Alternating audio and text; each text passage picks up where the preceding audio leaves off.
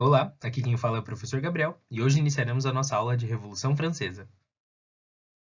O objetivo da nossa aula é identificar o quão importante foi a Revolução Francesa e como ela influenciou outros movimentos ao longo dos tempos. Várias são as causas para a Revolução Francesa e essas que estão aqui no canto esquerdo da tela são, para mim, as mais importantes. A primeira, a crise do Antigo Regime. O que é essa crise do Antigo Regime? A gente precisa lembrar que a Europa passou por todo aquele processo, desde o final do feudalismo, né, por um fortalecimento das monarquias nacionais ou dos estados nacionais. O que significa isso? Bem, a gente passa daquele final do período feudal para a concentração, né, do feudalismo que existia no poder nas mãos dos senhores feudais, agora passa para uma unidade, passa para um só, que é basicamente o rei. Não é que o rei tinha todo o poder concentrado na sua mão. Ele até poderia ter os seus territórios divididos e tudo, mas de fato quem comandava essa sociedade, esse reino, era o rei. Essa figura, que é muito importante, ela vai ganhar tanto a legitimidade da igreja quanto a legitimidade da própria burguesia, que necessitava da figura do rei naquele momento. Pois bem, isso aconteceu, gente, no final do século XV, tá? 14 por 15. Agora não se dá mais. A gente está falando já do século XVIII, a burguesia já conseguiu o que queria, economicamente falando, ela já está muito bem situada economicamente, mas ela não tem poder político. Justamente por isso, ela vai começar a fazer pressão para que as monarquias e para que a nobreza acabe. Ela quer ter os mesmos benefícios que a nobreza tem. Pois bem, quando a gente fala de antigo regime, é esse regime em que a política é comandada por monarquias absolutistas. O que é uma monarquia absolutista? É um governo onde você tem o monarca, ou seja, um rei, que tem poderes desenfreados. Ele tem poderes totais e, ou seja, absolutos. Esse modelo de governo não está mais funcionando. Onde que a gente consegue ver isso? Primeiro, revoluções inglesas. Então a gente vê as críticas às monarquias absolutistas sempre existiram, mas de fato ações a gente vê com as revoluções inglesas. Mas ainda assim, a monarquia permanece na Inglaterra como a gente tem a monarquia até hoje, uma monarquia constitucional, mas que não tem poder político de decisão nenhum. Um outro episódio que é muito importante é a independência dos Estados Unidos, que nós vimos, né, anteriormente. A independência dos Estados Unidos tem todo esse caráter de se desvencilhar das monarquias absolutistas, de se desvencilhar, de se desprender completamente dos mandos da Inglaterra. Só que os Estados Unidos era uma colônia, não era um reino. A primeira forma, o primeiro retrato, episódio, né, e processo histórico que a gente tem de dentro de um reino que vai completamente desestruturar e reformular a forma de governo e a forma de política e de organização social é a Revolução Francesa. Daí a importância de se entender a própria Revolução para a gente também entender e compreender como que ela influenciou o mundo inteiro. A gente está falando de um processo de ruptura total politicamente falando, tá? Não é à toa que é aqui, nesse momento que a gente deixa a Idade Moderna e entra na Idade Contemporânea. Nossa, é automático? Da noite para o dia? Óbvio que não. É uma ruptura, sim, politicamente, né, falando, até economicamente falando, culturalmente, que nós, historiadores, nós que estamos aqui no presente, olhamos para esses processos, mas que para quem está vivendo, obviamente, não sente essa mudança tão grande de paradigma. Mas ao longo do tempo a gente consegue ver. No processo revolucionário que dura aí esses 10 anos, a gente consegue observar.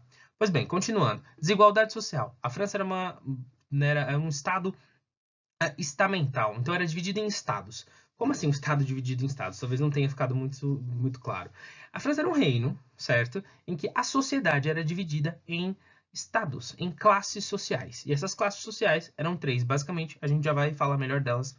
E isso demonstra uma desigualdade absurda. As classes dominantes gastavam o dinheiro dos impostos e comandavam a sociedade, enquanto as classes subalternas, ou seja, que estão embaixo, sofriam grandes problemas de fome, de falta total de amparo por parte do poder político e morriam aí por conta de doenças, falta de alimentação, enfim, vários problemas que a gente sabe que são existentes até hoje na nossa sociedade. Quem dirá na sociedade do século XVIII. A gente tem a Guerra dos Sete Anos, que é aquele conflito em que a Inglaterra se envolve com a França, né? Também por parte de territórios ali da América do Norte. A gente sabe que essa guerra é extremamente importante para a gente entender o que aconteceu com a Inglaterra, né? É devido aos gastos da guerra que a Inglaterra vai cobrar impostos mais caros das suas colônias, principalmente da colônia norte-americana, e isso vai desencadear também a independência dos Estados Unidos. Em contrapartida, a França perde a guerra. Então imaginem que os cofres franceses estavam vazios. E a tentativa de recuperação econômica da França, que entra numa crise econômica, né, por conta também da guerra, é um aumento de impostos. Essa crise econômica também vai estar muito bem estruturada, não é muito bem não, né? Muito mal estruturada se a gente for pensar, numa grande fome que estava acontecendo na França. Um inverno rigorosíssimo que fez com que as colheitas francesas fossem pífias, mínimas. E isso fez com que muitos problemas com alto preço do trigo, alto preço também de outros gêneros alimentícios, crescesse. A gente tem, como eu disse, a ascensão econômica da burguesia, lá no começo, quando eu falei da crise do Antigo Regime. Burguesia é aquela classe dos comerciantes que estão aí crescendo desde o final do século XIV, desde os burgos, né, e depois guildas, enfim. Estamos aí numa França em que a burguesia já tem um papel muito importante, mas que não tem poder político, porque o poder político está na mão da nobreza. E a gente tem a influência dos ideais iluministas. Então a gente brinca que os iluministas escreveram todas as possibilidades de uma sociedade libertária, uma sociedade igualitária. Porém, eles não conseguiram, na época deles, colocar isso em prática. Pois bem, é nesse momento, na Era das Revoluções, que a gente consegue ver tudo que os iluministas escreveram de uma forma prática. Obviamente, a gente não vê tudo completamente sendo levado para a prática, mas a gente vê as ideias desses grandes teóricos saindo do papel pela primeira vez. A monarquia francesa foi a mais absolutista das monarquias que a gente tem conhecimento, né? Isso a gente vai ver muito também na iconografia. Então, aqui a gente tem, basicamente, dois quadros, né, na verdade. Aqui de Maria Antonieta, a rainha francesa. Então, notem, né, os vestidos, os detalhes do cabelo, né, e também nas vestes aqui do rei Luís XVI, os reis, os monarcas da França desse período. Então, só para a gente ver que as imagens mostram para nós também toda essa riqueza, todos esses gastos que eram feitos, né, e tidos pela monarquia francesa daquele período. Aqui vai uma dica, né, para quem tem interesse nesse assunto e quiser discutir um pouco a respeito tanto da figura de Maria Antonieta quanto da França pré-revolucionária. Tem esse filme de 2006, né, com a Kirsten Dunst no papel de Maria Antonieta, chamado Maria Antonieta, né? É um filme da Sofia Coppola e que mostra bastante essa questão desse período, né, dessa riqueza, esse período que na arte é conhecido como rococó, né, também conhecido às vezes como barroco. O rococó ele é muito expressivo na arte. Esse nome rococó em francês está muito ligado à concha, a volutas, né? E a gente vê muito babado, detalhes, tanto nas roupas quanto no próprio Palácio de Versalhes inteiro, todas as indumentárias e vestimentas desse período. Então fica a dica, quem quiser se aprofundar aí no assunto. Nesse quadro aqui, né, intitulado Balanço, do Fragonard, a gente vê exatamente isso. Então, observem os detalhes do babado do vestido, né, toda a representação dos babados que tem em toda a indumentária da jovem. Se eu não me engano, acho que no momento de aula também, até já me falaram que em Frozen, se eu não me engano, tem uma cena muito parecida, acho que a Anna, no primeiro, acho que naquela música Love's an Open Door, deixe a porta abrir, eu não lembro agora mais ou menos como é que tá em português, mas tem bem essa cena, ela repete desse quadro, que é muito famoso, porque é bem representativo do Rococó. Claro que não existe só esse, gente, existem vários outros, e aí, de novo, quem tiver interesse na área, pode dar uma pesquisada. E esse é um quadro bem do período. Ainda fica na arquitetura, quando a gente vê esses detalhes. Esse à direita é do Palácio de Versalhes, e o da esquerda de um outro palácio. Notem os detalhes, como são minuciosos. Então, muitas volutas, muitos florais, babados, rendas. Tanto que a gente vê na vestimenta, a gente também acaba vendo nesses palácios, tá? Então, esse movimento que a gente consegue observar tanto no papel de parede quanto no gesso que está ali em cima, né, e pintado de dourado, ele também vai ser visualizado, encontrado nas igrejas, nos palácios, em outros exemplos da arquitetura do período. Nesse esqueminha aqui do Brasil Escola, a gente consegue ver muito bem como que se era organizada a sociedade na França. Então, a sociedade era estamental, a gente tem 3 estados, basicamente, 3 classes sociais. A primeira classe social, ou o primeiro estado, era o clero. Quem é que são os membros do clero? Padres, bispos, arcebispos e todo o clero, ou seja, todos os clérigos, todos aqueles que tinham alguma ligação com a Igreja Católica da França. No segundo estado, a gente tem a nobreza. Quem é a nobreza? Então aí está o rei. Sim, o rei e toda a sua família. Tanto a família real mesmo, então príncipe, princesa, rainha, duque, grande-duque, mas também todos aqueles que possuíam título de nobreza. Então todos aqueles que eram cavaleiros, damas, condessas, marqueses, enfim, todos esses que detinham esse título ou esses títulos, além de muitas vezes terem um domínio territorial relacionado, então o marquês tem a marca, o conde o condado, o duque o ducado, eles também tinham benefícios dentro dessa sociedade. E o terceiro estado, que era basicamente todo aquele que não era membro do primeiro e do segundo estado. Então a gente chama de o povo, mas muitas vezes as pessoas acham que são só os pobres e não. Então a gente tem todo o restante da população. Sim, eu posso ter o pobre, o padeiro, a prostituta, o dentista, mas eu também posso ter o burguês. Eu tenho aí o maior industrial aí da cidade.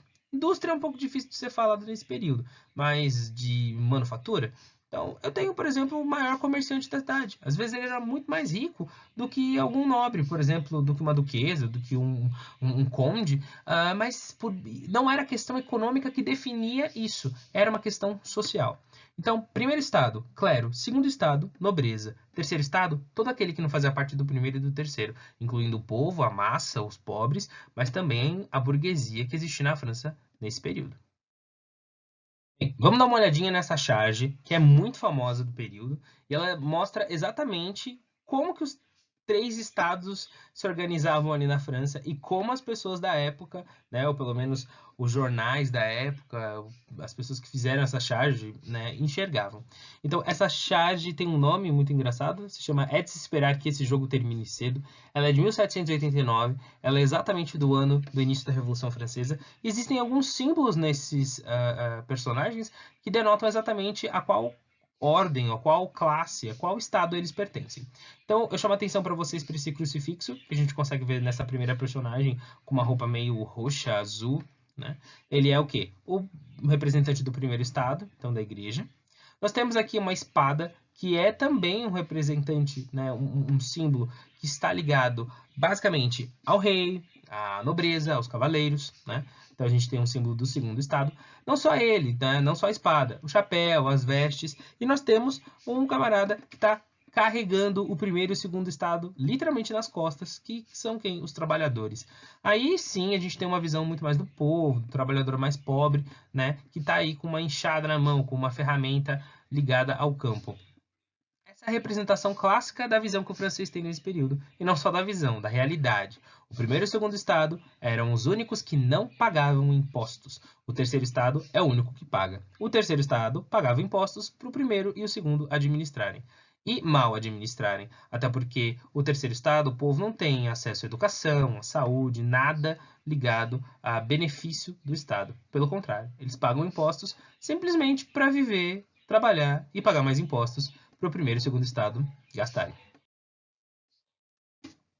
Um episódio bem específico, vai ficar muito famoso por desencadear muito do que a gente vai entender sobre o processo revolucionário na França. E ela foi, a convocação da Assembleia dos Estados Nacionais. Bem, o rei estava interessado, assim como grande parte da nobreza, em aumentar o valor dos impostos. Até porque, como eu disse para vocês, a França passava por uma crise econômica e essa necessidade de recuperação econômica.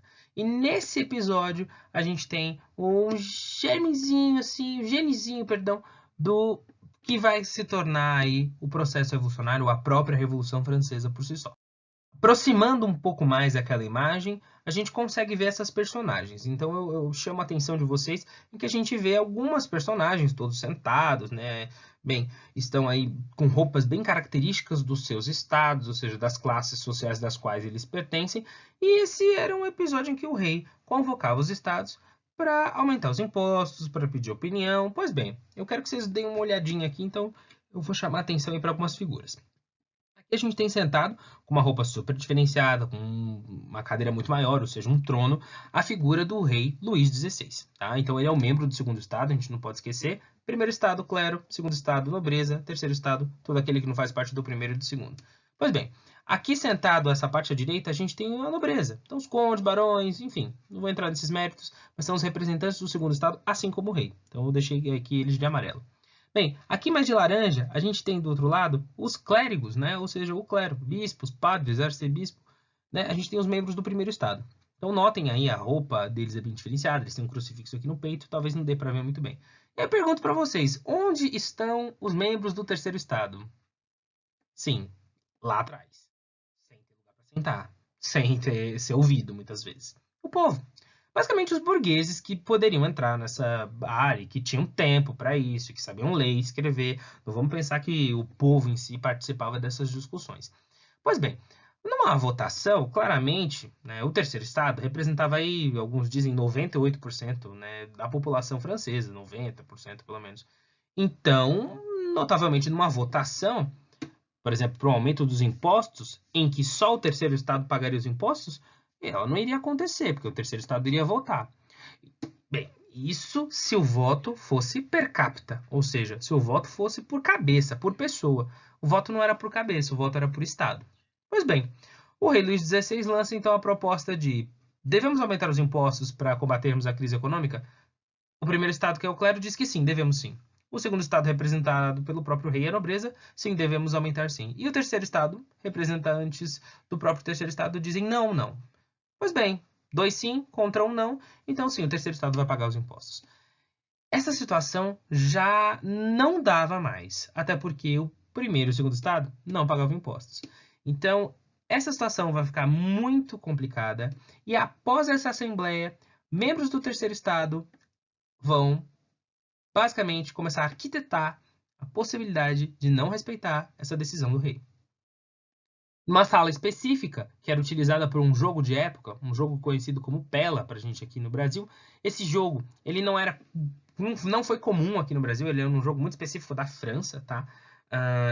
Alguns dizem que lembra um pouco do ping-pong ou de tênis. Pois bem, nesse espaço, né, onde você tinha esse jogo da pela, alguns membros do terceiro estado, principalmente da burguesia, vão fazer o que a gente conhece como juramento do jogo da pela, onde eles vão literalmente jurar que eles não vão deixar de acreditar na possibilidade da mudança. Então, a revolução começa a ser arquitetada. Eles começam a gritar liberdade, igualdade e fraternidade, né? E começam a pensar então nesse lema que vai ser o lema da Revolução Francesa: liberdade para sair do jugo do rei, igualdade para que todas as classes e todas as pessoas sejam tratadas iguais, e fraternidade para que a gente se importe com os nossos irmãos, que a gente ame os outros e entenda as necessidades de cada um deles. Tá? E aí a gente tem um quadro representando o juramento do jogo da pela, né, em 1789, e a bandeira francesa, que tem essas 3 cores representando os lemas da Revolução Francesa. Então, liberdade, igualdade e fraternidade. Aqui uma curiosidade. Ao passo que no juramento do jogo da pela a gente tem membros da burguesia francesa, né, querendo se mover contra a autoridade do rei, a gente também tem o povo, conhecido como sans-culottes. O que significa isso? Essa palavra francesa, se a gente pudesse traduzir ela, ela seria como sem calças, né? Calças de baixo seria melhor. O que é esse culotte na França? Basicamente, são as calças que os nobres, né, ou aqueles que detinham muito dinheiro, usam. Então, eu chamo a atenção aqui para vocês para esse detalhe no quadro do Luís XVI, essa calça super apertada, que a gente vê muito bem representado nos príncipes usando, os cavaleiros, mas principalmente os membros da nobreza. É uma calça que parece uma legging, ela é super apertada, geralmente branca, né? E ela demonstra que quem usa essa calça tem bastante dinheiro, é da nobreza. Em contrapartida, o povo usava calças mais largas, então são conhecidos como sans-culottes, os sem as calças caras, digamos assim. Eu não sei, né, brincando, a gente poderia pensar qual objeto, qual roupa poderia hoje ser um classificador de quem tem posses, dinheiro e benefícios na sociedade e quem não tem. Lembro que uma aula alguém falou, poderia ser o seu sem iPhone, né? Então aqueles que não têm iPhone são pobres, digamos assim. E aqueles que têm iPhone são ricos e têm benefícios na sociedade.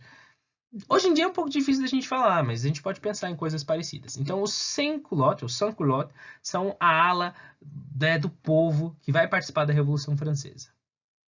Quando a gente pensa em como a Revolução Francesa começou, a gente sempre vai falar desse episódio, que é a famosa tomada da Bastilha ou a queda da Bastilha.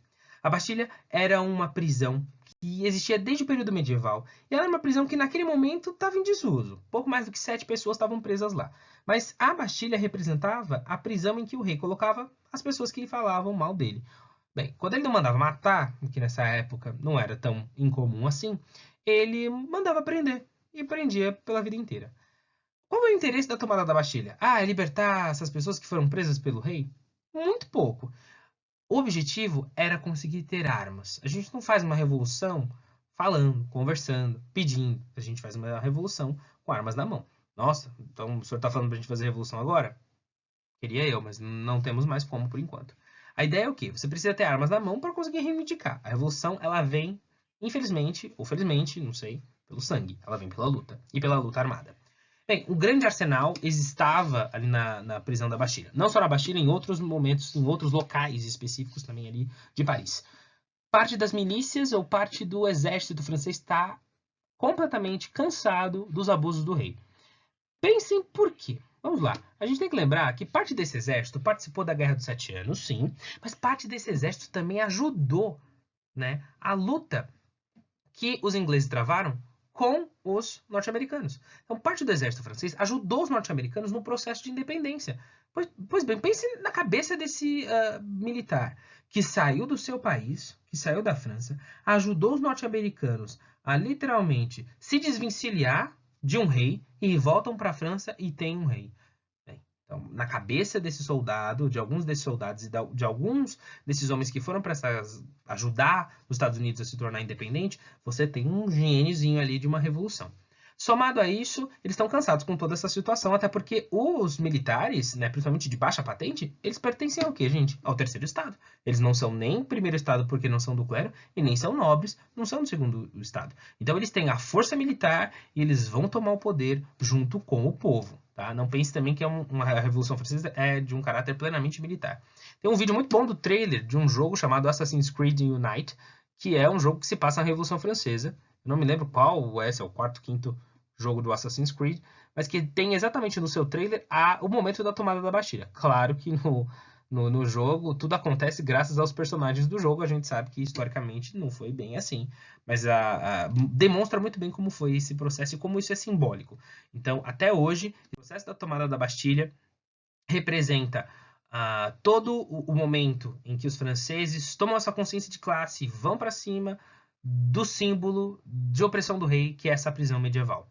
Então, em 14 de julho, eles tomam a Bastilha, libertam essas 7 pessoas e matam, obviamente, muitos dos guardas. Alguns largam as armas e vão para o lado do povo, e o povo tem acesso ao arsenal de guerra, e não de guerra, mas um arsenal aí considerável da monarquia francesa. É interessante que a gente note que não é só, como eu disse para vocês, são membros do exército que entra. A gente tem uma massa que a gente chama uma revoltosa, né, como vocês podem ver no texto. Então, soldados desmobilizados, guardas, marceneiros, sapateiros, diaristas, escultores, operários, negociantes de vinhos, chapeleiros, alfaiates, outros artesãos. O povo de Paris toma consciência e participa desse processo, e participa dessa primeira ação da Revolução Francesa. Lembrando que 14 de julho, né, de 1789, a data da tomada da Bastilha, até hoje, é considerado um feriado, é o feriado nacional na França. A gente vê uma gravura, né, que mostra exatamente esse momento da tomada da Bastilha também, né? Tem 2 imagens ali no fundo daquele slide, mas vocês podem ver aqui. Então, você tem uma luta, você tem uma revolução, você tem o povo com armas na mão, e você tem um povo unido com um propósito. Aqui um momento infame, só para a gente dar uma olhada, são muitos os memes da tomada da Bastilha, né? Então, uma tomada com imagens da Bastilha. Eu ainda quero fazer uma tomada aqui em casa com essa imagem, né? Para ficar bem simbólico.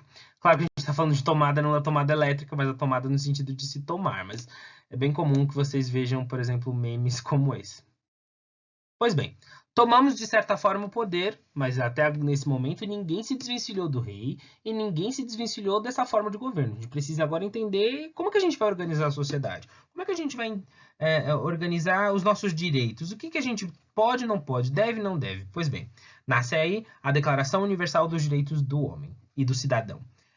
Essa Declaração Universal ela é muito importante porque ela vai influenciar a maioria dos códigos de leis e de direitos do mundo, tá? Então, até mesmo os direitos humanos têm uma relação aí com a Declaração Universal dos Direitos do Homem e do Cidadão na França. Aqui um detalhe dos 4 primeiros artigos da Declaração dos Direitos do Homem e do Cidadão, e eu chamo a atenção para vocês para alguns trechos, tá? Então, no artigo 1º diz assim: os homens nascem livres, né? E são livres e iguais em direitos. Então aqui a gente já tem o princípio da igualdade para todos. Então, para acabar com aquela sociedade, né, organizada em classes sociais e em estados. No artigo 2º diz assim, ó, a finalidade de toda associação política é a conservação dos direitos naturais. Que direitos são esses? São aqueles direitos lá do John Locke. O direito à vida, o direito à propriedade, né, o direito à expressão, à liberdade de expressão. E ele deixa bem claro aqui no final, ó lá, ainda no artigo 2º, dos direitos naturais e imprescindíveis do homem. Né? Esses direitos são a liberdade, a propriedade, a segurança e a resistência à opressão. Artigo 3º. O princípio de toda soberania reside essencialmente na nação, não mais na figura do rei. Então, o rei não é mais a representação da nação. A nação é o povo francês. Inclusive, a França, é o povo francês que vai começar a descaracterizar essa ideia de nação ligada a uma religião ou nação ligada a uma figura, ao reino, a uma monarquia ou a uma instituição dessa forma. Então, a nação já é uma outra, praticamente, instituição. O Estado é a real instituição. E o artigo 4º diz assim, a liberdade consiste em poder fazer tudo o que não prejudique o próximo. Que é a ideia de direitos e deveres que a gente tem, por exemplo, nas nossas constituições. Né? O meu direito começa onde termina o seu e termina onde começa o seu. Como assim? O que significa isso? Bem, eu tenho o direito, por exemplo, de ouvir música. Eu tenho o direito de ouvir a música que eu quero. Sim. Mas eu não posso ouvir a música que eu quero num volume que eu acho que devo ou que eu quero. Porque se eu ouço música em determinados locais ou com volume muito alto, eu estou infringindo o seu direito de não querer ouvir música. Então, quando eu estou no ônibus, por exemplo, no metrô, e eu começo a ouvir música sem fone, eu estou tendo, sim, exercendo o meu direito de ouvir música, mas eu estou infringindo o seu direito de não ouvir. Então, a gente tem que tomar cuidado um pouco com essa relação de direitos e deveres que são primordiais para qualquer legislação, para qualquer direito, código, e até mesmo para os nossos acordos, né? Então, acordos que nós, professores, fazemos com vocês na sala de aula, como, por exemplo, o que se pode ou não pode fazer com os contratos de convivência, até mesmo a Constituição Federal de 1988. Aqui uma imagem, né, um detalhe ali da Declaração dos Direitos do Homem e do Cidadão, só chamar atenção para vocês para olharem um pouco aqui para a iconografia, onde a gente vê essa representação de uma mulher quebrando correntes. Essa mulher representa, então, a França, né, a nação francesa. A gente tem as cores aí do vermelho e do azul que vão se repetir, quebrando uma corrente. E ela tem uma coroa não porque ela é da realeza, mas porque a soberania é dela, tá? A gente tem aqui um triângulo, né, conhecido como olho que tudo vê. Ah, é símbolo dos Illuminati? Sim, é símbolo dos Illuminati, mas que aqui representa Deus, tá? Então, como eu já tinha dito na aula de independência dos Estados Unidos, o triângulo representa a Trindade, então Jesus, Deus e Espírito Santo, e o olho que tudo vê é o olho de Deus que olha para tudo. E aqui uma figura angelical com um cetro apoiando, né, mostrando que está sob a guarda de Deus essa lei que está aqui embaixo. Então, com a mão direita aponta o cetro a Deus, ou a figura que representa Deus, e com a mão esquerda as leis. Uma curiosidade, né, é que nesse mesmo período, Olympe de Gouges, ou Marie Gouges, uma francesa, escritora desse período, acompanha todo esse processo da Declaração dos Direitos do Homem e do Cidadão e percebe que as mulheres não estão incluídas. As mulheres não estão incluídas nesses direitos. As mulheres não possuíam direitos como os homens. E ela, né, em setembro de 1791, pouco tempo depois, ela vai escrever basicamente aí os direitos da mulher e da cidadã, que eu convido vocês para pesquisar e estudar com maior afinco, principalmente para a gente entender essa questão de como a mulher era tratada na França e como os direitos femininos, né, e até a luta feminista, como ela começou, né, que não é necessariamente só no século XX. Você tem expressões aí de mulheres ao longo de toda a história que lutaram, né, não de forma talvez organizada, mas que lutaram aí pelos direitos das mulheres. Então eu vou chamar a atenção para o artigo 1º, que, né, inclui a mulher como cidadã. A mulher, ó, diz aqui, a mulher nasce livre e tem os mesmos direitos do homem. As distinções sociais só podem ser baseadas no interesse comum, né? E nesse trecho que ela chama, né, mães, filhas, irmãs, mulheres, representantes da nação reivindicam constituir-se, em uma Assembleia Nacional, considerando que a ignorância, o menosprezo e a ofensa aos direitos da mulher são as únicas causas das desgraças públicas e da corrupção do governo. Interessante essa visão. Uma pena que essa declaração não vai ser oficial, não vai se ouvir, né, a declaração das mulheres, e a França não vai incluir as mulheres nesses direitos. Mas não pensem que a figura feminina não vai ser importante no processo da Revolução Francesa. São as mulheres as primeiras a reivindicar e a criar uma marcha que vai levar a população francesa, né, de Paris até a cidade de Versalhes, numa marcha de aproximadamente 6 horas a pé. Na manhã de 5 de outubro de 1789, mulheres parisienses vão até o mercado e ficam surpresas com o alto valor do pão. Bem, a taxação do trigo foi absurda e o valor do trigo estava tão caro que um pão poderia custar o equivalente a um salário mínimo, digamos assim, da época. Então imagine que o salário mínimo hoje passou dos R$ 900, era como se um pão fosse R$ 900. Por mais que o pãozinho francês que a gente consuma aqui seja francês, não é bem o pão que se consumia na França. Quando a gente pensa num pão, a gente não está falando de um pãozinho pequeno, mas de um pão que era grande, né? E que servia aí como base da alimentação dessas pessoas para várias refeições. Aqui no Brasil a gente tem o costume de comer pão só no café da manhã, mas lá na França eles não comiam arroz, feijão. Então o pão era o carboidrato consumido em todas praticamente refeições, quando se tinha mais do que uma refeição por dia, tá? Nesse período. Pois bem, essas mulheres elas estão revoltadas com isso, com o aumento do preço do pão, elas começam a pegar em armas, começam a reivindicar, né, acham isso um absurdo. E revolucionários se aproveitam dessa situação também e todos começam a marchar em direção a Versalhes, exigindo o retorno da família real, exigindo que aquilo seja resolvido. Então, durante 6 horas, eles vão percorrendo de vilarejo a vilarejo e eles vão levando e trazendo mais gente. Cerca de 10 mil pessoas chegam até Versalhes e brigam e pedem por uma audiência com o rei. Isso assusta muito, tá? A família real, porque não esperava que isso fosse acontecer. E essa população estava assim enfurecida às portas de Versalhes, exigindo que o rei aparecesse, exigindo que conversassem com o rei, e parte dos revolucionários exigindo que o rei assinasse a Declaração dos Direitos do Homem e do Cidadão e que, de verdade, agora, né, se rendesse às exigências, quase que não sai, do povo francês. Aqui uma cena de Assassin's Creed Unite, que foi o jogo que eu falei um pouco mais cedo, que mostra exatamente essas pessoas nos jardins aí de Versalhes exigindo que o rei e a rainha, que o rei Luís XVI e a rainha Maria Antonieta tomassem alguma providência e que retornassem a Paris imediatamente para assinar a declaração e transformar aí a França numa monarquia constitucional, onde o rei não pudesse mais fazer o que ele bem entende. Esse episódio ele é cheio de reviravoltas, e então em determinado momento o rei atende algumas mulheres representantes ali, né, desse grupo, e em outro momento ele abre aí a despensa do palácio e distribui pão e comida para as pessoas na tentativa de controlar isso. Parte dessas pessoas vão embora, mas a grande maioria permanece ali, exigindo que a mudança seja de fato, né, feita e não só o rei dando dinheiro aí, ou pão e comida para a população. E em determinado momento, algumas mulheres vão falar com o rei permite que elas entrem no palácio, conversa com elas, enfim, numa tentativa de barganhar mesmo. Mas até aquele momento, Luís XVI não acreditava que algo pior poderia acontecer. Porém, parte dos revolucionários permanece nos jardins de Versalhes e, por volta das 6 da manhã, aí, se não me engano, no dia 6 de outubro, eles conseguem invadir o Palácio de Versalhes. Não pense que a maioria entrou, mas muitos ali, vamos pensar, uns 10, 15 pessoas entram no Palácio de Versalhes, conseguem render os guardas e conseguem até mesmo perseguir Maria Antonieta, que foge para os aposentos do seu marido, o rei Luís XVI. Bem, nessa situação, a família real realmente começa a ter noção de que, bem, algo muito perigoso está acontecendo aqui com essa pequena invasão aí a Versalhes. O Marquês de Lafayette protege o rei e a rainha, mas orienta que eles, de alguma forma, tentem controlar a população. Aqui a gente vê a cena exatamente que após essa invasão, né, aos aposentos em alguns locais ali do Palácio de Versalhes, os revoltosos não conseguem invadir de fato ali os aposentos do rei Luís XVI. Então o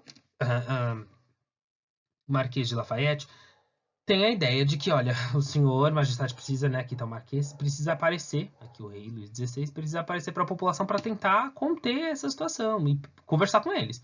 E aqui a rainha com os príncipes. Bem, a situação a população está tão nervosa, é uma coisa tão, assim, absurda e revoltosa, que parte da nobreza fica chocada com tudo isso. O próprio rei e a rainha não esperavam que isso fosse acontecer, tá? E reza a lenda que a Maria Antonieta, quando ela aparece acompanhada dos príncipes, justamente porque havia um risco absurdo de que as armas, né, fossem apontadas para ela e que ela fosse assassinada ali mesmo. Tá? Eles detestavam Maria Antonieta pelo fato de que ela não era francesa, ela era austríaca.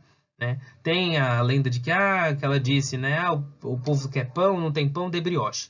Ela nunca falou isso de fato, tá? Mas ficou popularizado que ela, né, tinha essa insensibilidade para com a população, o que não é tão verdade hoje em dia. A maioria das pesquisas dos historiadores mostram que não, ela até tinha uma preocupação ali com a população. Mas a preocupação da nobreza é assim, ele tem fome agora, então toma um pão, sacia sua fome.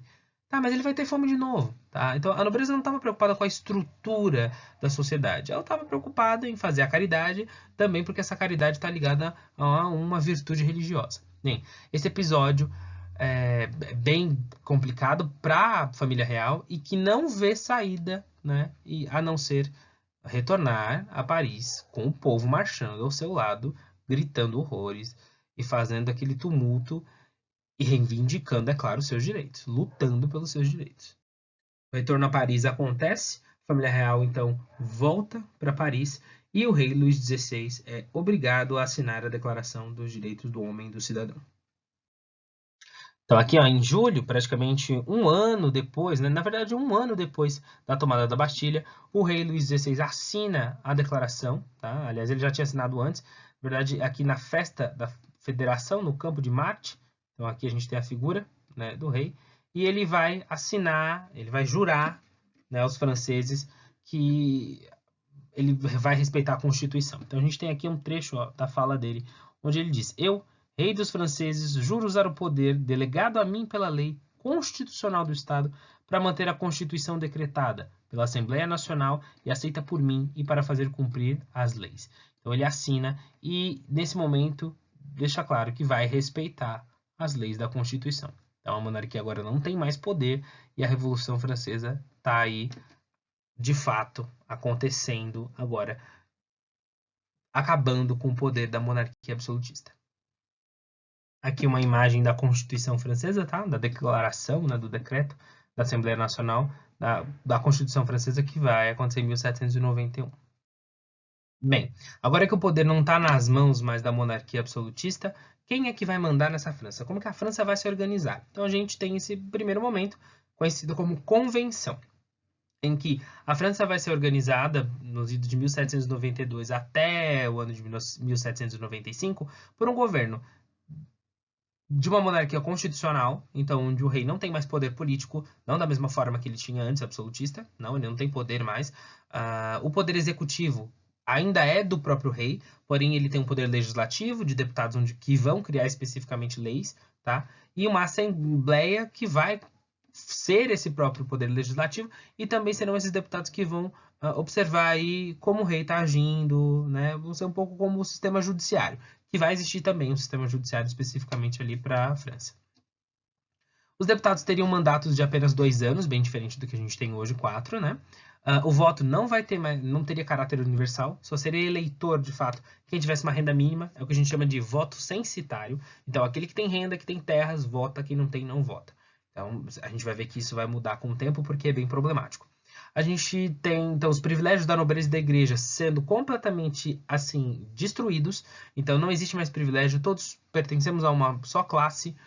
Vai se confirmar a abolição da nacionalização dos bens eclesiásticos. O que significa isso?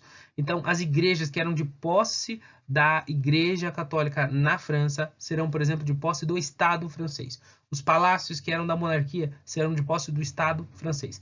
Palácio das Tuileries, das Tuileries, o Palácio de Versalhes, o próprio Palácio do Louvre, que eram residências da monarquia, passam a ser agora residências do povo. Não no sentido de que o povo mora lá, mas, por exemplo, como o Palácio, né, do Louvre, vai ser o quê? Vai se transformar, por exemplo, no museu, uma galeria de arte, uma escola.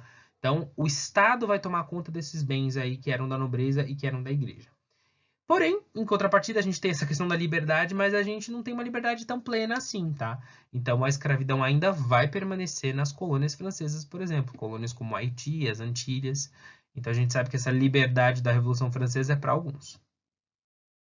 Agora, o rei não é mais o símbolo desse Estado. O rei não é mais o símbolo da França. O símbolo da França não são mais os símbolos nacionais, não é mais um cetro, uma coroa, ou a flor de lis, que era tão característica da monarquia francesa. Bem, agora a gente precisa procurar um outro símbolo. E um símbolo que vai ser muito utilizado pelos franceses nesse período, e escolhido também pelos revolucionários, é Marianne. Marianne é uma mulher, né, que provavelmente participou desse processo revolucionário, e ela vai ser a representação da República Francesa. Tá? Então a gente vê uns detalhes desse rosto feminino, tanto que aparece na pintura do Delacroix, quanto, por exemplo, aqui numa moeda de 20 centavos de franco. O franco era a moeda que corria na França antes do euro. E eu chamo a atenção para que vocês observem esse toucado que ela usa. Tanto, né, a Marianne, essa mulher que empunha a bandeira da França, carrega uma arma na outra, com os seios nus, mostrando que ela é o símbolo dessa liberdade que caminha para o processo, né, revolucionário, que caminha para a revolução. Quanto a Marianne aqui da moeda, elas possuem esse toucado, conhecido como barrete frígio. O barrete frígio era uma espécie de touca que era utilizado especificamente pelos escravos da Roma Antiga, assim que eram libertos. Então, a escravidão em Roma não é uma escravidão como a escravidão na América. Então, ela não é feita apenas por pessoas que foram escravizadas vindas da África. Não. A escravidão no mundo antigo, principalmente Grécia e Roma especificamente, era uma escravidão dada por dominação. Então, Roma dominava um determinado território e parte daquele povo era feito escravo. Não importa se ele é negro, se ele é branco, não era isso. Então, a identificação de quem era escravo e quem não era escravo era muito difícil. E a partir do momento que esse escravo ganhava sua liberdade, mais difícil ainda. Então, para deixar bem claro que ele não era mais escravo, em determinado local da Frígia, eles vão usar esse barrete, esse chapéuzinho, digamos assim. Isso vai ser muito característico e vai ser o símbolo da liberdade. Tanto é que a gente isso aparecendo em outros momentos. Então aqui a gente tem uma representação da República Brasileira. Deixa eu ver se eu consigo mostrar. E notem, ela usa o barrete frígio. Sempre uma mulher de pose austera, um rosto, né, hostil. E esse rosto vai se modificando. Então aqui é só para a gente dar uma olhada um pouco na numismática, estudo das moedas, né? Aqui é a República Brasileira. Ela vai ter um rostinho muito parecido com o da Marianne aqui. A gente tem uma folha de louros, uma coroa de louros representando a glória e o barrete frígio. O barrete permanece aqui, também aqui, aqui, até chegar nos dias de hoje com a nossa república, que não é mais o busto da Marianne, mas que ainda mantém o barrete. Então, aqui, se vocês observarem, tem uma nuance bem pequenininha da efígie da República. A nossa República, que a gente pode, né, encontrar nas notas de 2 a 100 reais, as notas vigentes hoje, as cédulas vigentes do real, e também na moeda de R$1, mostra um rosto de uma mulher, com um barrete frígio, representando a liberdade, uma coroa de louros, representando a glória, mas não mais Marianne. É um rosto bem hostil, é um rosto bem masculino, muitas pessoas dizem, né? É um rosto impessoal, não é uma pessoa em si, mas é como uma estátua grega, tá? Uma estátua romana. Então a gente até inclusive não tem pupila no olhar dela, justamente porque ela não olha para lugar nenhum, ela só, né, está sendo representada como forte, como poderosa, como gloriosa. Bem, lá para os idos de 1791 a gente tem um importante episódio. Aparentemente, a família real e o rei Luís XVI havia aceitado a possibilidade de se tornar e de ser, como ele já era naquele momento, um monarca constitucional, onde não havia poder nenhum, caso mais próximo de nós, a Inglaterra. Porém, de fato, ele não aceitou isso. Primeiro, pelo fato de que ele não aceitava de jeito nenhum ter perdido todos os seus privilégios, assim como a nobreza não aceitava e nem a própria igreja, e porque também os outros países, outros reinos, nações que viviam ao redor da França estavam preocupados que se esse processo da Revolução Francesa estivesse dando certo, naturalmente ele iria influenciar outras nações e todos os países iriam viver uma revolução, com mortes e com perca dos privilégios da nobreza e das classes que estão aí superiores, basicamente a nobreza e o clero, que viviam em toda a Europa. Então, lá, entre o dia 20 e o dia 21, um plano é feito. E a família real planeja fugir para determinada área da Prússia, a Prússia é onde hoje seria a região da Alemanha também, e fugir para lá, conseguir se armar, conseguir criar um grande exército, cercar a França, invadir e minar a Revolução. Só que a fuga não dá muito bem certo. Então, entre o dia 20 e o 21, a fuga de Varennes, né, é quando a carruagem real, que na verdade não é a carruagem real, era uma carruagem toda descaracterizada, o rei estava disfarçado, a rainha e seus filhos também. Eles são pegos, né, aí no dia 22 de junho de 1991, cerca de 10 quilômetros de Paris, não é tão longe assim, fugindo. E isso vai causar uma coisa absurda. Por quê? o povo não esperava que o rei fugisse. Então o rei estava sendo traíra, né? Ele estava traindo os ideais da revolução. Justamente por isso, a monarquia era considerada traidora da revolução, e isso vai mudar completamente como o processo da revolução vai acontecer. Então aqui tem um quadro mostrando a detenção de Luís XVI e a sua família. Eles são pegos, são presos no Palácio das Tulherias e vão aguardar aí por alguns anos presos, sem poder sair, sem direito algum. E o que vai acontecer? Em 1793, parte dos deputados vai acusar Luís XVI e Maria Antonieta de serem traidores da República Francesa e traidores, né, da Revolução Francesa. Parte deles não vai aceitar muito bem essa situação, mas o radicalismo vai vencer e Luís XVI e Maria Antonieta são decapitados na guilhotina. Então, eles têm a sua cabeça arrancada, né? E são mortos em 1793, como a gente pode ver aí nessas gravuras. A guilhotina vai se transformar no símbolo da Revolução Francesa. Ela foi inventada pelo Monsieur Guillotin. Quem tiver curiosidade pode dar uma pesquisada. Eu vou deixar um vídeo aqui para quem quiser ver. Eles são mortos na praça que a gente chama hoje da Praça da Concórdia, que é um local que existe em Paris até hoje, né, que pode ser visitável. Quais são as consequências da Revolução Francesa, né? Bem, a Revolução ela é intensa, ela não acaba aqui, ela tem outros processos que a gente ainda vai falar nessa aula.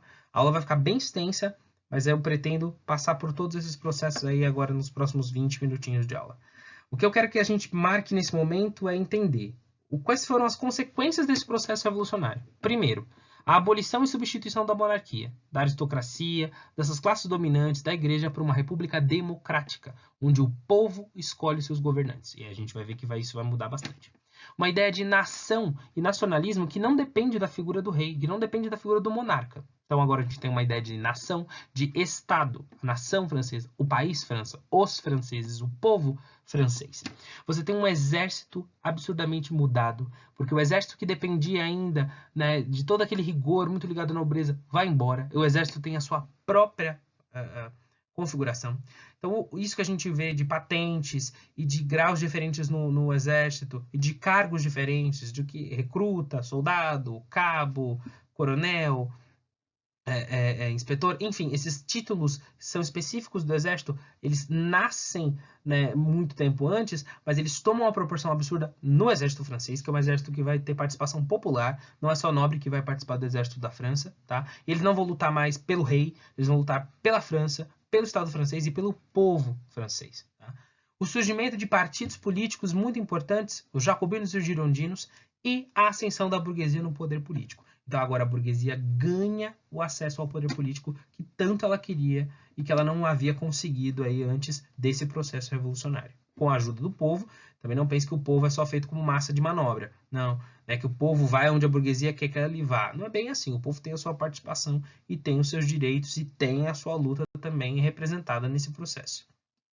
A morte de Luís XVI e Maria Antonieta vai reverberar por toda a Europa e vai assustar as monarquias nacionais, fazendo com que esses reinos se juntem na tentativa de invadir a França e acabar com essa revolução. Bem, eles vão se unir por 2 vezes e agora a República Francesa vai conseguir conter eles. Na verdade, antes mesmo da morte de Luís XVI e Maria Antonieta, a coalizão já havia começado, cerca de 1 ano antes, mas que vai se intensificar de fato com a morte dos dois. Então a gente tem numa primeira coalizão de 1792 até 1797, o Sacro Império Romano Germânico, tá? A Áustria, Prússia. O Sacro Império Romano Germânico e a Prússia faziam parte do que hoje é a Alemanha. A Grã-Bretanha, a Espanha, até 1795, Portugal, Sardenha, que é uma ilha que pertence hoje à Itália, Nápoles, que hoje também pertence à Itália, assim como a Sicília, e os Países Baixos, o que hoje é a Holanda. O exército francês, muito melhor preparado, por incrível que pareça, vai conseguir vencer esses exércitos. Principalmente porque o exército francês lutava por um ideal. Não lutavam por um rei, não lutavam por uma bandeira apenas. Eles lutavam pela revolução. A revolução que havia tirado eles de todo aquele jugo da monarquia absolutista. Em determinado momento, dos idos de 1798 até 1802, a gente também tem a tentativa desses países invadirem a França. O Sacro Império Romano Germânico continua atacando a Áustria e a Grã-Bretanha. Agora a gente tem a Rússia, o Império Russo vai entrar nisso também. Portugal, Nápoles e até o Império Otomano. Os grandes impérios, tá, da Terra vão tentar atacar a França, porém o exército francês muito mais bem treinado e com uma preparação absurda vai conseguir conter essa tentativa aí de embargar a Revolução Francesa. Principalmente nos anos de 1802, quando eles conseguem derrotar nossa segunda coalizão, a gente tem aí já no período napoleônico, onde o exército francês é o melhor exército do mundo nesse período.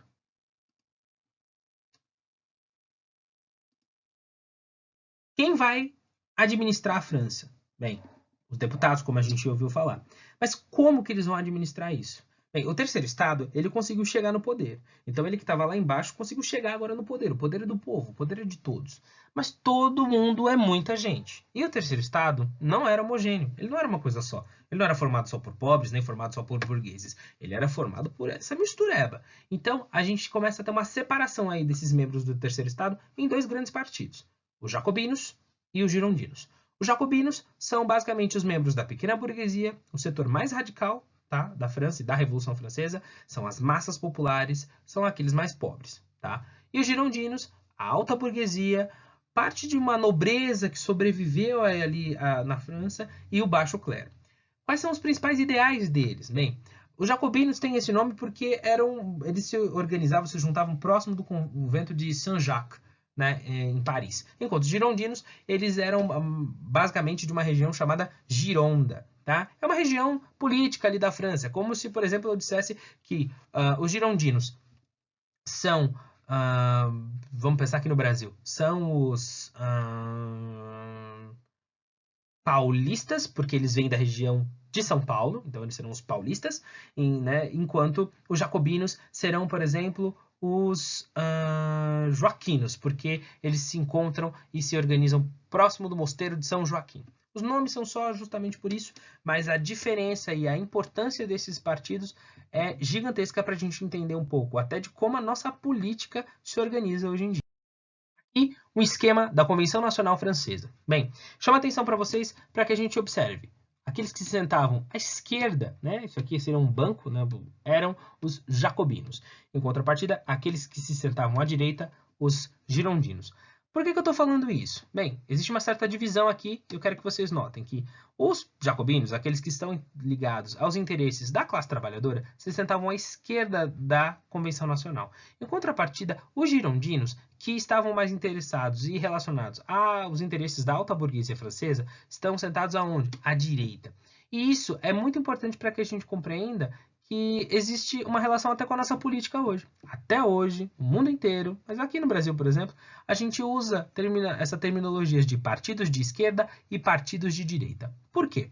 Bem, os partidos de esquerda sempre serão aqueles que estão mais associados aos trabalhadores, enquanto os partidos de direita serão aqueles associados à alta burguesia. Bem, vocês podem estar se perguntando, e esse pessoal aqui embaixo? Bem, esse é a planície, o pântano, geralmente é a alta burguesia que, ora, ia para o lado da esquerda, para o lado dos jacobinos, e ora, ia para o lado dos girondinos. E aqui em cima são os setores mais radicais dos jacobinos. A montanha, tinha esse nome porque estava lá em cima mesmo, como a montanha, e os sans-culottes, que a gente já ouviu falar, que é o setor mais radical aí dos jacobinos. Aqui no Brasil a gente pode ter aí alguns partidos que podem se encaixar no que seria esquerda e o que seria direita. O que é muito difícil hoje pegar padrões do século XVIII e jogar no século XXI. É muito difícil de dizer esse partido é de esquerda, esse partido é de direita, mas a gente ainda continua dizendo. Então, por exemplo, partidos de esquerda que estão ligados à questão dos trabalhadores. PT, muito mais ou menos, aliás, muito mais menos do que mais. Mas, pessoal, PSTU, PCdoB, PCO, PSTU.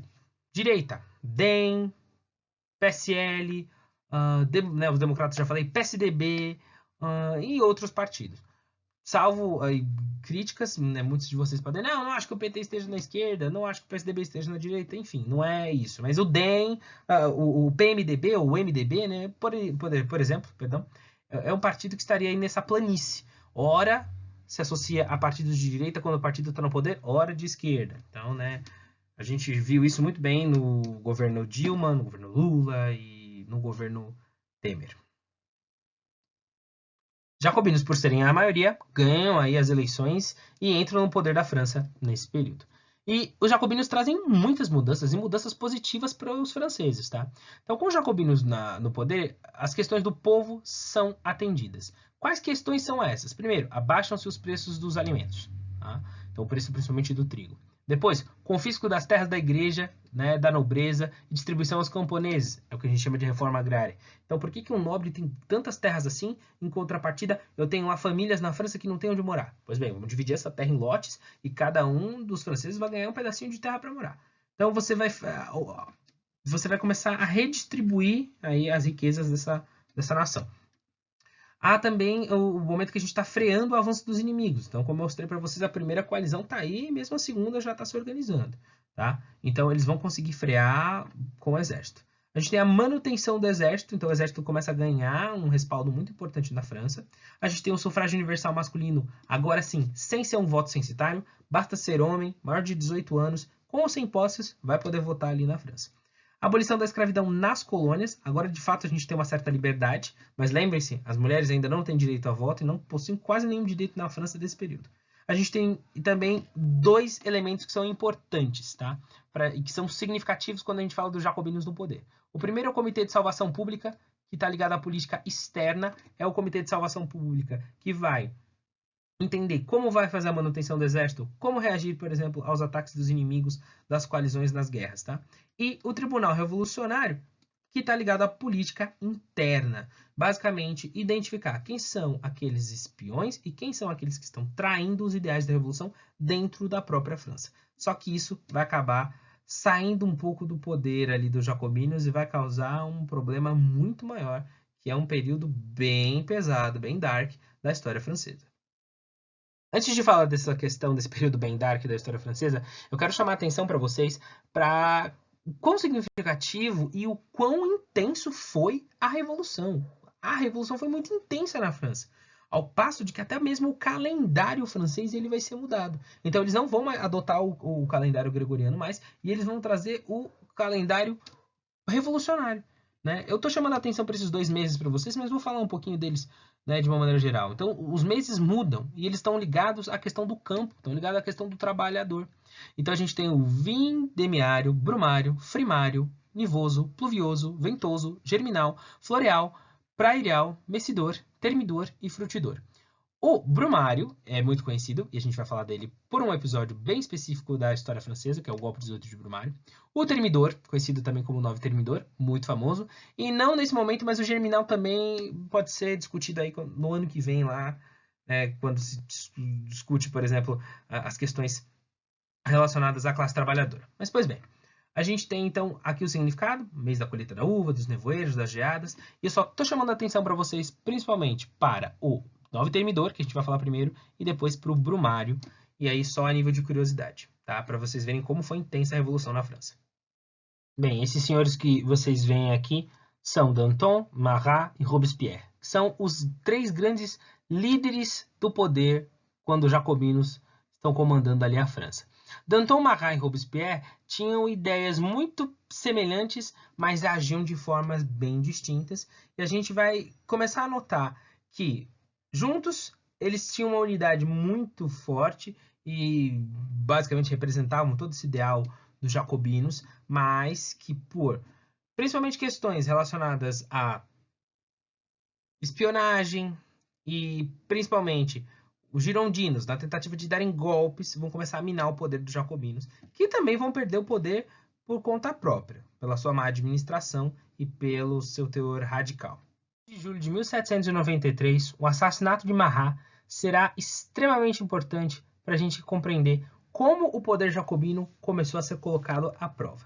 Principalmente pelo fato de que a jovem Charlotte Corday, que foi a assassina de Marat, representava basicamente os girondinos, que estavam insatisfeitos com os jacobinos no poder. Então o povo estava tendo voz ali e os girondinos não estão muito bem aí felizes. Em algumas versões, a Charlotte Corday ela era muito mais associada ao poder da realeza, da nobreza, da igreja. Ela era extremamente religiosa e ela via em Marat essa representação de todo mal, né, talvez até mesmo de um ateísmo, alguns dizem. Então, ele é assassinado por ela com um golpe de faca.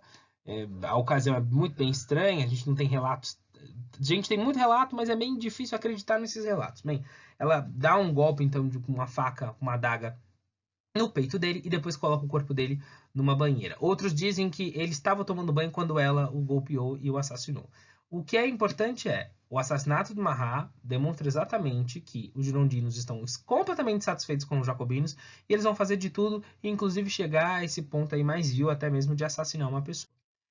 Não só os girondinos estão insatisfeitos, mas como o povo francês, de uma maneira até geral, está um pouco satisfeito com os jacobinos, tá? Principalmente por conta do período do terror.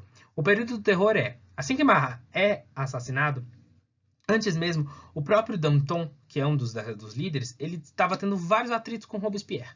Principalmente porque Robespierre era muito mais radical e Danton queria uma flexibilização, ele queria um diálogo um pouco maior. E Robespierre dizia que não, que o Tribunal Revolucionário precisava investigar aqueles que são traidores da Revolução e passar eles na guilhotina. O Danton não vai concordar e aí você vai ter uma briga interna. Danton não participa muito bem, então, mais do poder jacobino. Marat assassinado, o poder está nas mãos do Robespierre, isso vai subir a cabeça e o Comitê de Salvação Pública e o Tribunal Revolucionário vai assassinar de 30 mil a 40 mil pessoas nesse período macabro, conhecido como o período do terror, em que as ruas de Paris eram sangue, a Praça da Concórdia não parava de receber pessoas que eram acusadas, de serem traidoras da Revolução, e essas pessoas não passavam nem por um julgamento e já eram mortas. Isso é tão triste que a gente tem ocasiões em que a pessoa não era, obviamente, culpada, mas que foi denunciada e automaticamente já era morta, sem passar por um julgamento, sem passar por um tribunal. Tudo isso vai trazer um enfraquecimento do poder jacobino. Tá? É triste dizer, mas basicamente os jacobinos vão perder o seu poder com a prisão do Danton, com o assassinato do Marat, com a questão do regime do terror, a insatisfação dos girondinos, da alta burguesia e terminando com um golpe no Termidor, por isso que eu havia falado do Termidor para vocês antes, que é uma conspiração girondina que vai trazer o quê? O Robespierre vai ser preso, vai ser nesse golpe e ele vai parar na própria guilhotina e vai ser morto.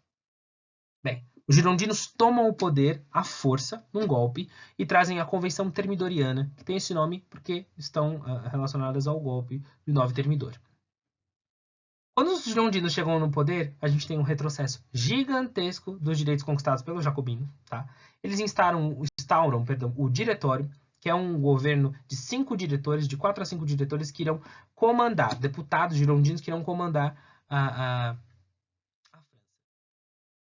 Eles vão trazer um conservadorismo da alta burguesia, de remanescentes da nobreza, de membros até mesmo do antigo clero. Eles vão suspender os julgamentos que aconteciam lá, né, no Tribunal Revolucionário, vão acabar com o Tribunal Revolucionário, de certa forma, e vão começar a perseguir os jacobinos. Então, em algumas ocasiões, a gente vê até falar que nesse período existiu o terror branco, que era uma perseguição dos girondinos aos jacobinos, mas não tão grande quanto o outro terror. Olha, a perseguição vai acontecer da mesma forma, tá? Não tão intensa, mas aqueles que eram jacobinos vão ser perseguidos pelos girondinos, talvez tanto quanto os girondinos foram perseguidos pelos jacobinos anteriormente.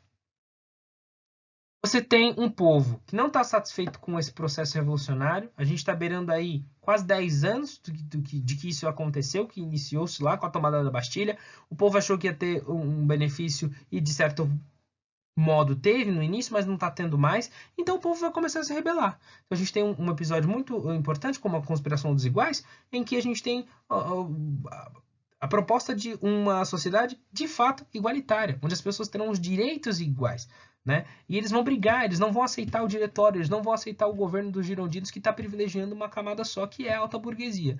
Mas os girondinos vão ter o poder do exército e vão suprimir a conspiração dos iguais, que vai ser completamente esmagada pelo diretório.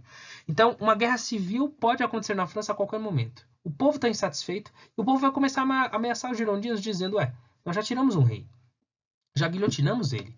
Para guilhotinar qualquer outro membro não vai ser difícil.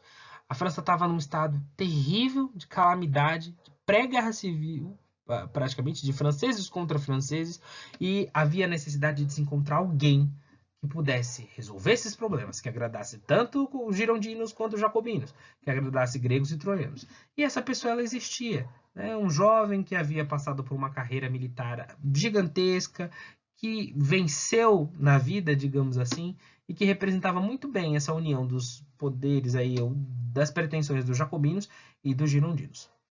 Esse general havia acabado, né, de conquistar o Egito que era de posse britânica, de posse da Inglaterra nesse período, que a gente tem uma imagem da Batalha das Pirâmides. Ele havia suprimido as forças inglesas, era um ótimo general, tinha uma história militar absurdamente assim, invejável, era querido por todos, né? Tinha uma imagem dele na frente da Esfinge, lá no platô de Gizé. Ele que trouxe a maioria das peças, né, egípcias para a França. Parte do Museu do Louvre hoje, que tem muitas peças do Egito, do Egito Antigo, são por conta dele. O primeiro livro com a descrição, chamada Descrição do Egito, foi a mando dele. Inúmeros pesquisadores franceses vão para o Egito coletar essas peças e estudar isso, né, até chegar ao ponto de anos mais tarde de conseguirem decodificar os hieróglifos.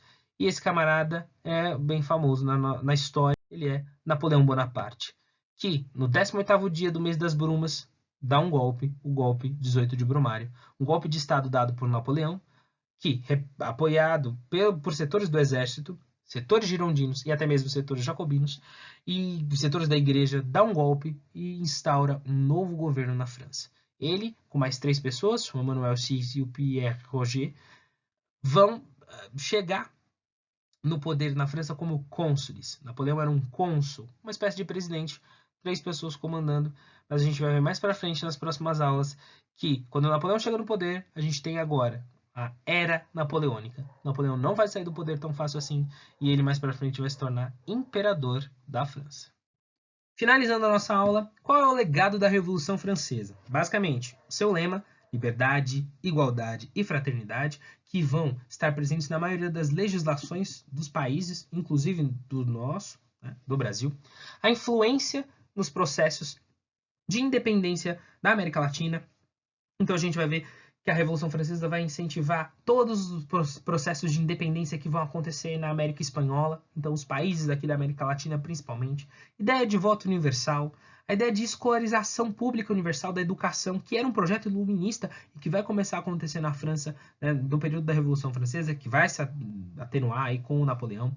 Conceito de nação e Estado sem ter uma figura do rei ou sem estar associado à religião, como eu já havia falado. A ideia de um Estado liberal burguês, onde você tem a burguesia comandando e os ideais da burguesia acontecendo. Então a burguesia tem poder econômico, agora tem poder político, ela conseguiu o que ela queria nessas revoluções. E a Declaração Universal do Homem e do Cidadão, que vai ser aí um grande guia para as legislações a nível de o que é direito, do que é dever no mundo inteiro. Bem, agora eu convido vocês para participar do nosso fórum de discussão. Eu peço que vocês escolham um momento específico, um tema específico dessa aula, né? Fale aí qual é o minuto, qual é o segundo, qual eu falei isso, e façam o seu comentário, concordando, discordando, gostando e não gostando. E é legal que você faça um comentário curto, quase como um tweet, não precisa ser algo muito longo, por isso eu coloquei os 200 caracteres. Faça essa interação com mais 2 colegas e essa vai ser uma forma de avaliação para os meus alunos. Se você não é meu aluno e está interessado em comentar e quer corrigir alguma coisa, fique à vontade, esse espaço é para a gente dialogar. Tá? Essa foi a nossa aula de Revolução Francesa e eu vejo vocês em outras aulas. Tchau, tchau.